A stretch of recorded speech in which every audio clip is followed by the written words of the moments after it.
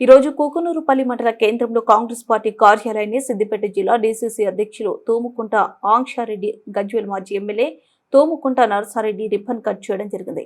ఈ కార్యక్రమంలో మండల కాంగ్రెస్ పార్టీ అధ్యక్షులు కందూరు ఐలయ్య, మాజీ housing corporation chairman Madupu Bhumireddy, Gajwel market committee chairman Narender Reddy, vice chairman Sardar Khan, Kondapaka Congress party అధ్యక్షులు మంచాల కనకరాములు, మాజీ అధ్యక్షులు లెంఖారావు, Thimmareddypalli sarpanch Putta Venkat, Ragam Venkat, SC, ST, BC minority state president Kankanala Mallesham, TWJF state council member MD Shadulla, మండల మాజీ ఉపాధ్యక్షుడు ఎండి అష్రఫ్ తదితరులు పాల్గొన్నారు.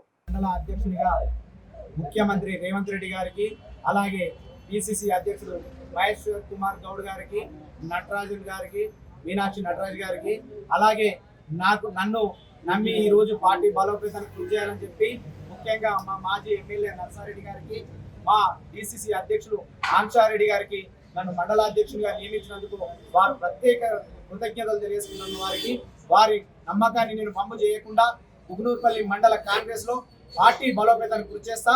వాళ్ళు మా ఆంక్షారెడ్డి గారు షరతుతో, మా నర్సారెడ్డి గారు షరతు పెట్టించారు. ఏమని?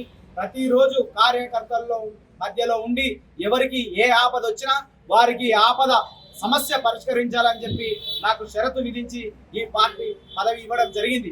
నేను వాళ్ళు నమ్మకాన్ని వమ్ము చేయకుండా ఖచ్చితంగా కూకనూరుపల్లి మండల కాంగ్రెస్ కార్యకర్తలకు ఎక్కడ ఆపద వచ్చినా ఆ వారి ఇంటి దగ్గర వాలి వాళ్ళ సమస్య పరిష్కరించి నేను కృషి చేస్తానని చెప్పి నేను ఈ విధంగా తెలియజేసుకుంటున్నాను.